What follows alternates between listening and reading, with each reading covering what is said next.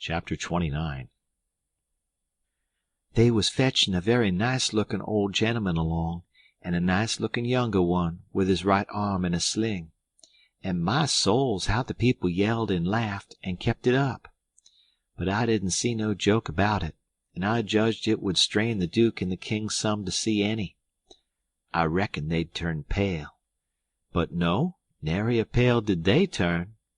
The Duke he never let on he suspicioned what was up, but just went a goo-gooing around, happy and satisfied, like a jug that's googling out buttermilk. And as for the King, he just gazed and gazed down sorrowful on them newcomers like it give him the stomach ache in his very heart to think there could be such frauds and rascals in the world. Oh, he done it admirable. Lots of the principal people gathered round the King to let him see they was on his side. That old gentleman that had just come looked all puzzled to death. Pretty soon he begun to speak, and I see straight off he pronounced like an Englishman. Not the King's way, though the King's was pretty good for an imitation. I can't give the old gent's words, nor I can't imitate him, but he turned around to the crowd and says, about like this: "This is a surprise to me which I wasn't looking for, and I'll acknowledge, candid and frank, I ain't very well fixed to meet it and answer it. For my brother and me has had misfortunes. He's broke his arm, and our baggage got put off at a town above here last night, in the night by mistake. I am Peter Wilkes's brother Harvey, and this is his brother William, which can't hear nor speak, and can't even make signs to amount to much, now's he's got only one hand to work them with. We are who we say we are, and in a day or two, when I get the baggage, I can prove it. But up till then I won't say nothing more, but go to the hotel and wait." So him and the new dummy started off, and the King he laughs and blethers out, "Broke his arm! Very likely, ain't it? And very convenient, too, for a fraud that's got to make signs and ain't learnt how. Lost their baggage! That's mighty good, and mighty ingenious under the circumstances." So we laughed again. So did everybody else, except 3 or 4, or maybe half a dozen. One of these was that doctor. Another one was a sharp-looking gentleman, with a carpet-bag of the old-fashioned kind made out of carpet stuff, that had just come off of the steamboat and was talking to him in a low voice, and glancing towards the King now and then and nodding their heads. It was Levi Bell, the lawyer that was gone up to Louisville. And another one was a big rough husky that come along and listened to all the old gentleman said, and was listening to the King now. And when the King got done, this husky up and says, "Say, looky here, if you are Harvey Wilkes, when did you come to this town?" "Day before the funeral, friend," says the King. "But what time of day?" "In the evening, about an hour or two before sundown." "How'd you come?" "I come down on the Susan Powell from Cincinnati." "Well, then, how'd you come to be up at the Point in the morning in a canoe?" "I warn't up at the Point in the morning." "It's a lie." Several of them jumped for him, begged him not to talk that way to an old man and a preacher. "Preacher be hanged! He's a fraud and a liar. He was up at the Point that morning. I live up there, don't I? Well, I was up there, and he was up there. I see him there. He come in a canoe, along with Tim Collins and a boy." The doctor, he up and says, "Would you know the boy again if you was to see him, Hines?" "I reckon I would, but I don't know. Why, yonder he is now. I know him perfectly easy." It was me he pointed at. The doctor says, "Neighbors, I don't know whether the new couple is frauds or not, but if these two ain't frauds, I am an idiot, that's all. I think it's our duty to see that they don't get away from here till we've looked into this thing. Come along, Hines. Come along, the rest of you. We'll take these fellows to the tavern and affront them with the other couple, and I reckon we'll find out something before we get through." It was nuts for the crowd, though maybe not for the King's friends, so we all started. It was about sundown. The doctor he led me along by the hand, and was plenty kind enough, but he never let go my hand. We all got in a big room in the hotel, and lit up some candles, and fetched in the new couple. First the doctor says, "I don't wish to be too hard on these two men, but I think they're frauds, and they may have complices that we don't know nothing about. If they have, won't the accomplices get away with that bag of gold Peter Wilkes left? It ain't unlikely. If these men ain't frauds, they won't object to sending for that money and letting us keep it till they prove they're all right. Ain't that so?" Everybody agreed to that. So I judged they had our gang in a pretty tight place right at the outstart. But the king he only looked sorrowful, and says, "Gentlemen, I wish the money was there, but I ain't got no disposition to throw anything in the way of a fair, open, out-and-out investigation of this miserable business. But alas, the money ain't there. You can send and see if you want to." "Where is it, then?" "Well, when my niece give it to me to keep for her, I took and hid it inside of the straw tick of my bed, not wishing to bank it for the few days we be here, and considering the bed a safe place, we not being used to niggers, and supposing 'em honest, like servants in England. The niggers stole it the very next morning after I went downstairs, and when I sold 'em I hadn't missed the money yet, so they got clean away with it. My servant here can tell you about it, gentlemen." The doctor and several said, "Shucks," and I see nobody didn't altogether believe him. One man asked me if I see the niggers steal it. I said no, but I see them sneaking out of the room and hustling away, and I never thought nothing, only I reckon they was afraid they had waked up my master and was trying to get away before he made trouble with them. That was all they asked me. Then the doctor whirls on me and says, "Are you English, too?" I says yes, and him and some others laughed, and says, "Stuff!" Well, then they sailed into the general investigation, and there we had it, up and down, hour in, hour out, and nobody never said a word about supper, nor ever seemed to think about it, and so they kept it up, and it was the worst mixed-up thing you ever see. They made the king tell his yarn, and they made the old gentleman tell his'n, and anybody but a lot of prejudiced chuckleheads would 'a' seen that the old gentleman was spinning truth and the other one lies. And by they had me up to tell what I knowed. The king he give me a left-handed look out of the corner of his eye, and so I knowed enough to talk on the right side. I begun to tell about Sheffield, and how we lived there, and all about the English Wilkses, and so on. But I didn't get pretty fur till the doctor begun to laugh, and Levi Bell, the lawyer, says, "Set down, my boy. I wouldn't strain myself if I was you. I reckon you ain't used to lying. It don't seem to come handy. What you want is practice. You do it pretty awkward." I didn't care nothin' for the compliment, but I was glad to be let off anyway. The doctor he started to say something, and turns and says, "If you've been in town at first, Levi Bell," the king broke in and reached out his hand and says, "Why, is this my poor dead brother's old friend that he's wrote so often about?" The lawyer and him shook hands, and the lawyer smiled and looked pleased, and they talked right along a while, and then got to one side and talked low, and at last the lawyer speaks up and says, "That'll fix it. I'll take the order and send it, along with your brother's, and then they'll know it's all right." So they got some paper and a pen, and the king he sat down and twisted his head to one side, and chawed his tongue, and scrawled off something. Then they give the pen to the duke, and then for the first time the duke looked sick, but he took the pen and wrote. So then the lawyer turns to the new old gentleman and says, "You and your brother please write a line or two and sign your names." The old gentleman wrote, but nobody couldn't read it. The lawyer looked powerful astonished and says, "Well, it beats me," and snaked a lot of old letters out of his pocket, and examined them, and then examined the old man's writing, and then them again, and then says, "These old letters is from Harvey Wilkes, And here's these two handwritings, and anybody can see they didn't write them." The king and the duke looked sold and foolish, I tell you, to see how the lawyer had took them in.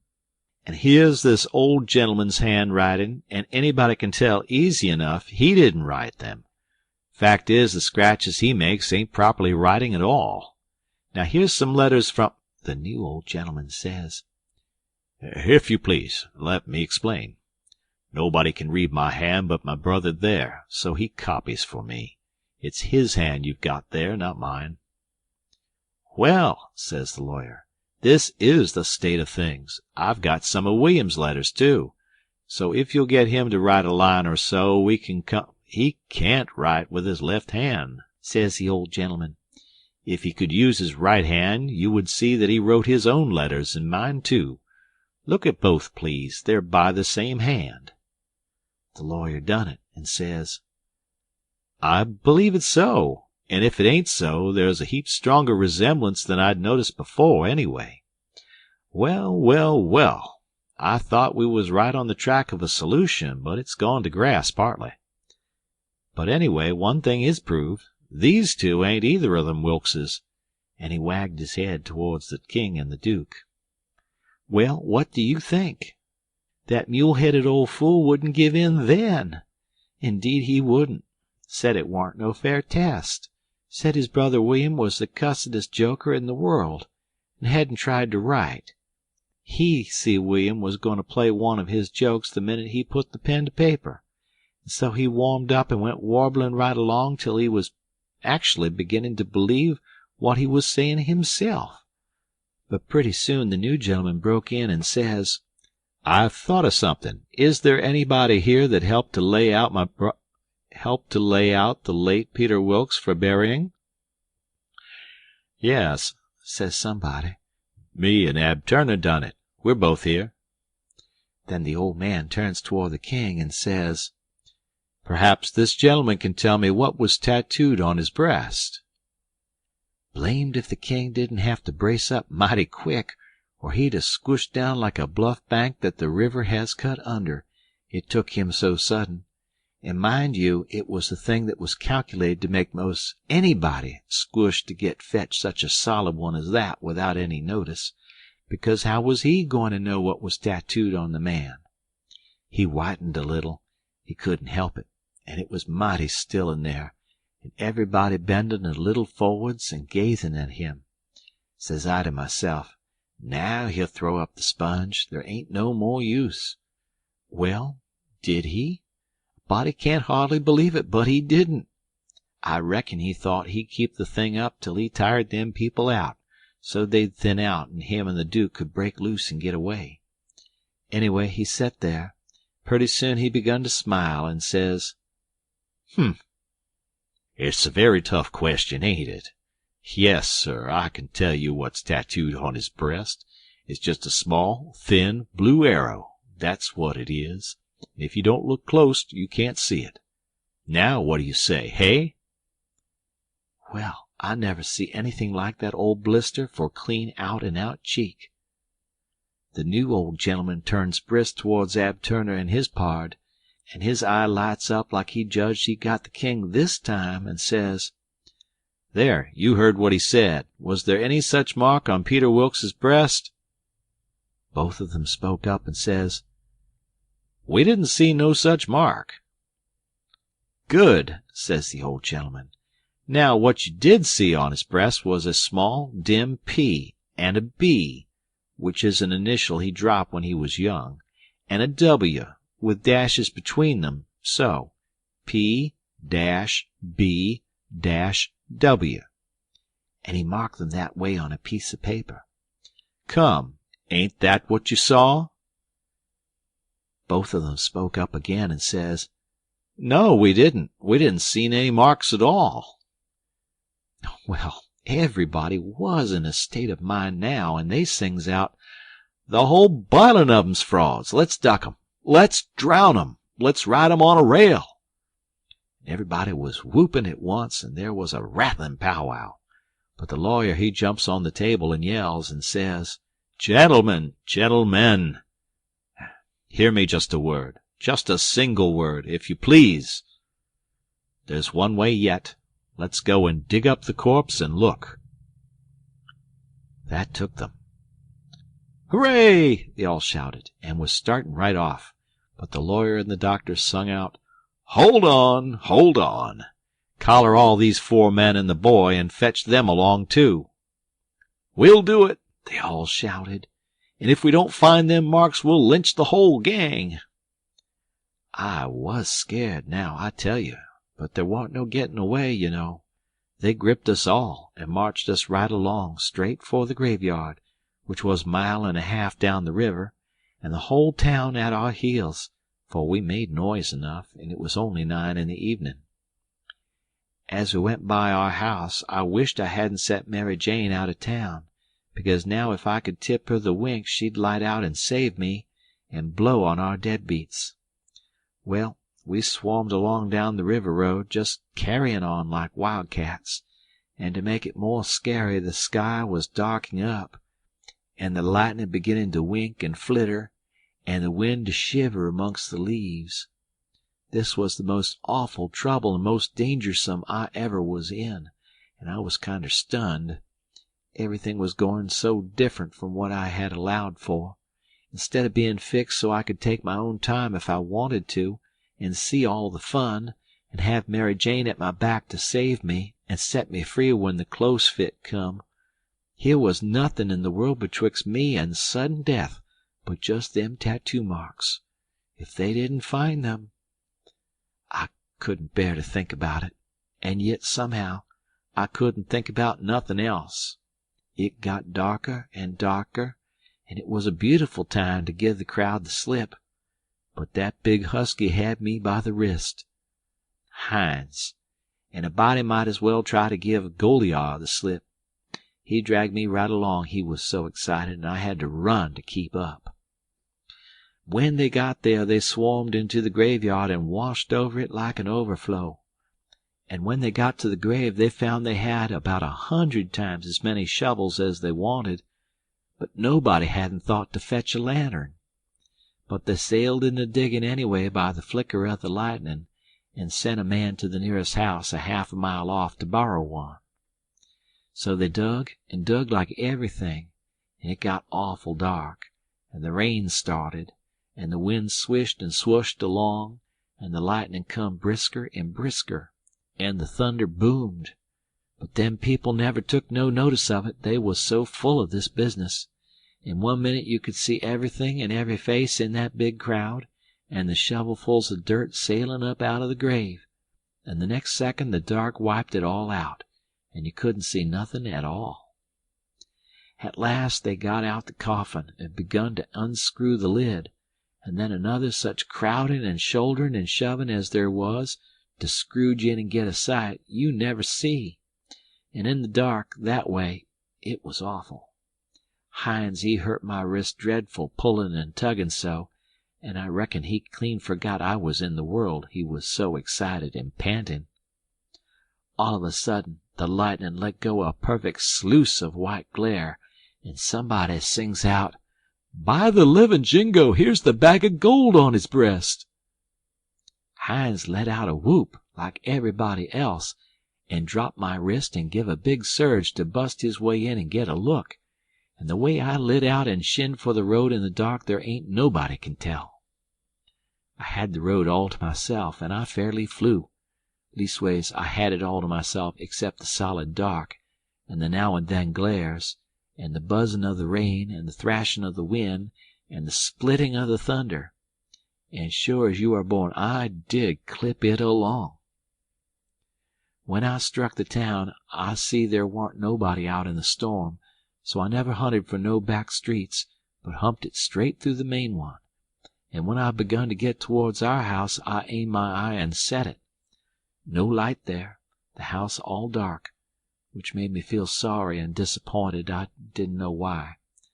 But at last, just as I was sailing by, flash comes the light in Mary Jane's window, and my heart swelled up sudden, like to bust, and the same second the house and all was behind me in the dark, and warn't ever going to be before me no more in this world. She was the best girl I ever see, and had the most sand. The minute I was far enough above the town to see I could make the towhead, I begun to look sharp for a boat to borrow, and the first time the lightning showed me one that wasn't chained I snatched it and shoved. It was a canoe, and warn't fastened with nothing but a rope. The towhead was a rattling big distance off, away out there in the middle of the river, but I didn't lose no time, and when I struck the raft at last I was so fagged I would have just laid down to blow and gasp if I could have afforded it, but I didn't. As I sprung aboard I sung out, "Out with you, Jim, and set her loose! Glory be to goodness we're shut of them!" Jim lit out and was coming for me with both arms spread, he was so full of joy, but when I glimpsed him in the lightning, my heart shot up in my mouth and went overboard backwards, for I forgot he was old King Lear and a drownded Arab all in one, and it most scared the livers and lights out of me. But Jim fished me out, and was going to hug me and bless me and so on, he was so glad I was back and we was shut of the king and the duke, but I says, "Not now! Have it for breakfast! Have it for breakfast! Cut loose and let her slide!" So in 2 seconds away we went a-sliding down the river, and it did seem so good to be free again and all by ourselves on the big river, and nobody to bother us. I had to skip around a bit, and jump up and crack my heels a few times. I couldn't help it, but about the third crack I noticed a sound that I knowed mighty well, and held my breath and listened and waited, and sure enough, when the next flash busted out over the water, here they come, and just layin' to their oars and making their skiff hum. It was the king and the duke. So I wilted right down onto the planks then and give up, and it was all I could do to keep from crying. End of chapter.